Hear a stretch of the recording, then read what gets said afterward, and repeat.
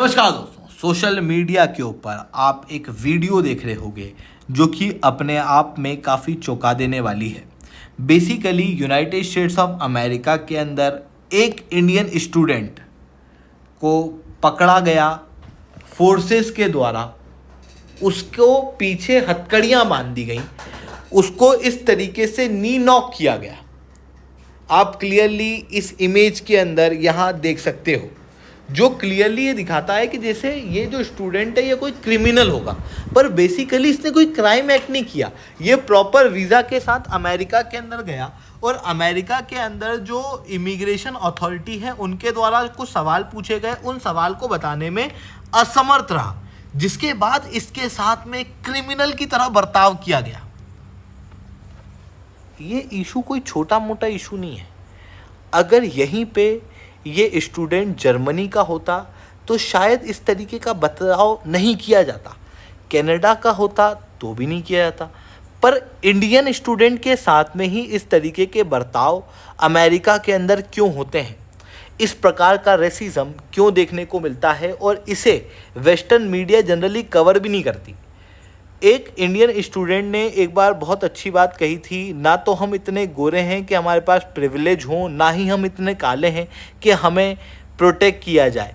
जो western media है वो बाइनरी है, हमेशा ब्लैक और वाइट की बात करती है, पर ब्राउन राइट्स का क्या? उनको अक्सर अमेरिका के अंदर इग्नोर कर दिया जाता है और इस तरीके के इश्यूज देखने को मिलते हैं।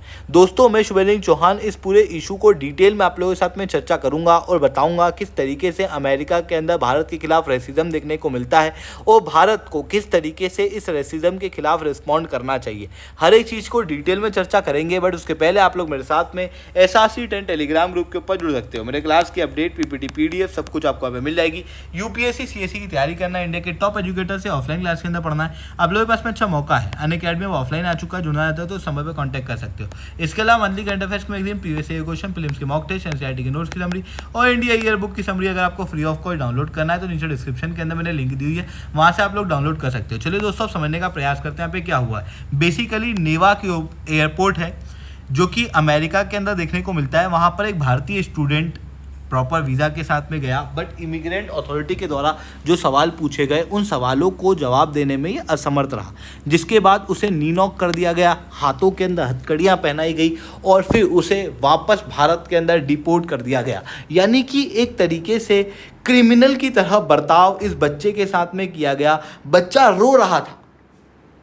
भारत में आके इस बच्चे ने अपनी आप बीती बताई, कहा कि मुझे क्रिमिनल की तरह ट्रीट किया गया है और मेरे भविष्य को पूरी तरीके से डिस्ट्रॉय कर दिया गया है।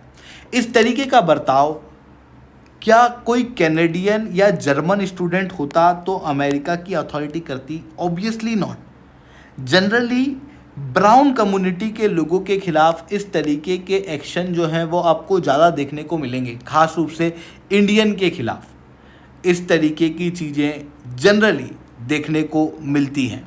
जिसके बाद कई सारे इंडियन लोग जो कि अमेरिका के अंदर रह रहे हैं और इस तरीके का बर्ताव झेल रहे हैं, वो अपनी आप बीती लिखते हैं, कह रहे हैं कि भाई जिस तरीके से यहाँ पर इस बच्चे के साथ बर्ताव किया गया, हम हेल्पलेस और हार्ट ब्रोक फील कर रहे हैं। इवन ऐसा कोई पहली बार नहीं किया गया। आपको याद होगा जब डोनाल्ड ट्रंप ने इमिग्रेशन के खिलाफ क्रैकडाउन जो है वो शुरू किया था, कई सारे इलीगल इमिग्रेंट को वापस भेज रहे थे, उस समय पर भी भारतीय स्टूडेंट और भारतीय लोगों को हाथ में हैंडकफ करके इसी तरीके से क्रिमिनल की तरह ट्रीट करते हुए वापस भेजा गया। इवन अमेरिका के अंदर जो खुद के पोल्स हैं वो क्या कहते हैं, कई सारे पोल्स इस तरीके से कंडक्ट किए गए हैं और उसके अंदर ये कहा जाता है कि भाई लीगल इंडियन हमको मंजूर नहीं है, हमको इलीगल मैक्सिकन चलेंगे। जबकि यही इलीगल मैक्सिकन आज के समय पे अमेरिका के अंदर लॉस एंजल्स के अंदर प्रोटेस्ट कर रहे हैं। शहर को पूरी तरीके से जला दिया गया है, कंट्रोल में ले लिया गया है, कई सारी जगहों को वॉयलेंट प्रोटेस्ट देखने को मिल रहा है। वो पीसफुल इंडियन जो है वो इनको पसंद नहीं आते।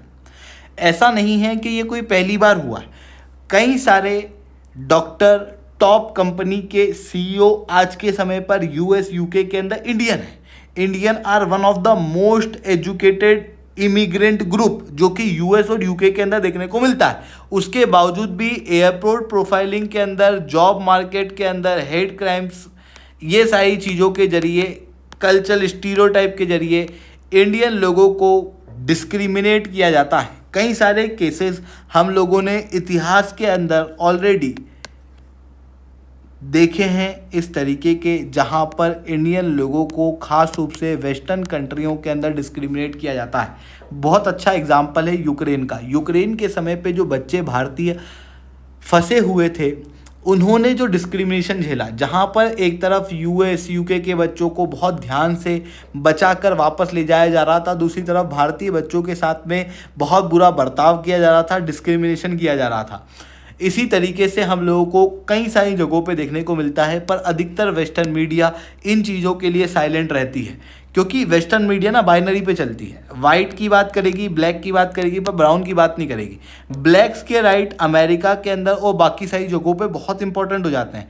वाइट के पास में काफ़ी ज़्यादा प्रिविलेज है, पर जो ब्राउन कम्युनिटी के लोग हैं, जैसे इंडियंस हैं, उनका क्या, इनके प्रोटेक्शन का क्या, इनके प्रोटेक्शन के ऊपर कोई भी बात जनरली वेस्टर्न मीडिया द्वारा नहीं उठाई जाती, जिसके कारण से ग्लोबल नरेटिव भी बिल्ड नहीं हो पाता। इस तरीके के जो रेसिज्म है वो होते हैं, पर भारतीय लोग तो चुप रह जाते हैं। दूसरी तरफ मीडिया भी इस बारे में कुछ भी नहीं कहती, जिसके कारण से ये जो रेसिज्म है ये एक तरीके से अनएड्रेस रह जाता है। दूसरी तरफ इंडियन डिप्लोमेसी का इस तरीके के इंसिडेंट के ऊपर क्या रिस्पॉन्स रहता है। इस बार जब उस बच्चे के साथ में ये हुआ, सोशल मीडिया के ऊपर चीज़ें चल रही थी, एक काफ़ी वीक रिस्पॉन्स देखने को मिला।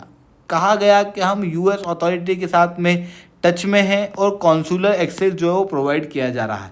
बट इस तरीके के रेसिज्म भारतीयों के खिलाफ क्यों देखने को मिलते हैं और उस पर कोई स्ट्रॉन्ग एक्शन क्यों नहीं लिया जाता, ये एक बहुत इंपॉर्टेंट चीज़ है। और अगर स्ट्रॉन्ग एक्शन लेना है तो फिर क्या स्ट्रॉन्ग एक्शन इंडियन डिप्लोमेसी के द्वारा लिया जा सकता है, ताकि इस तरीके के रेसिज्म ग्लोबल लेवल पे भारत के खिलाफ महसूस ना हो। देखो, जनरली सबसे पहले हम लोगों को क्या करना चाहिए, ग्लोबल लेवल पे इस तरीके के इश्यूज, जैसे अभी ये जो हुआ है ना, इसको फिर नेम करना चाहिए, ग्लोबल फोरम के ऊपर लेके जाना चाहिए, ताकि जो डिस्क्रिमिनेटर्स हैं उनका मनोबल आने वाले समय में बढ़े ना। दूसरी तरफ ऐसे इश्यूज के खिलाफ डिप्लोमेटिक एस्केलेशन करना ज़रूरी है, इन बातों को बढ़ावा देना ज़रूरी है। अगर इस तरीके से भारतीय लोगों के खिलाफ रेसिज्म हो रहा है और आप कह रहे हो कि हाँ हम तो यूएस कम्युनिटी के साथ में टच में हैं, तो भविष्य के अंदर भी इसी तरीके के एक्शन जो है वो होते रहेंगे। ऐसी कंडीशन में स्ट्रॉन्ग एक्शन यहाँ पर लिया जाना बहुत ज़्यादा आवश्यक है। साथ में अधिकतर देखने को मिला है एयरपोर्ट के ऊपर जब प्रोफाइलिंग होती है उस समय पे, और जॉब मार्केट के अंदर ज़्यादातर इस तरीके के रेसिज्म का शिकार भारतीय लोग होते हैं। ऐसी कंडीशन में इंडियन कॉन्सुलर बूथ हम यूएस एंट्री पॉइंट पे जो मेजर एयरपोर्ट्स हैं जहां पर भारतीय लोग आते हैं वहां पर सेटअप कर सकते हैं। साथ में नेशनल एंटी एजेंट कैंपेन जो है वो चलाए जा सकते हैं, जहां पर वीज़ा एजेंट्स जो अनवेरीफाइड तरीके से ज़बरदस्ती शेडी इमिग्रेशन भारत के अंदर करते हैं, अमेरिका के अंदर लोगों को भेजते हैं, उन लोगों को क्रैकडाउन करना काफ़ी ज़्यादा आवश्यक है, ताकि लीगल माइग्रेशन ही अमेरिका के अंदर हो और जो लोग भारतीय लोग अमेरिका के अंदर जाते हैं उनकी प्रोफाइलिंग के अंदर अमेरिकन अथॉरिटी जो है वो सेंसिटिव तरीके से एक्शन ले। ये चीज़ें देखने को मिल रही हैं। आई होप ये सही बात है आपको समझ में आई होंगी। लेक्चर अच्छा लगा हो तो लाइक करना, लेक्चर बहुत अच्छा लगा हो नीचे एसासिडेंट कमेंट करना। यूपीएससी सीएससी की तैयारी करना, इंडिया के टॉप एजुकेटर से ऑफलाइन क्लास के अंदर पढ़ना है तो आप इस नंबर पर कॉन्टैक्ट कर सकते हो। ठीक है दोस्तों, आज के लिए that's all from my side. जय हिंद, जय भारत।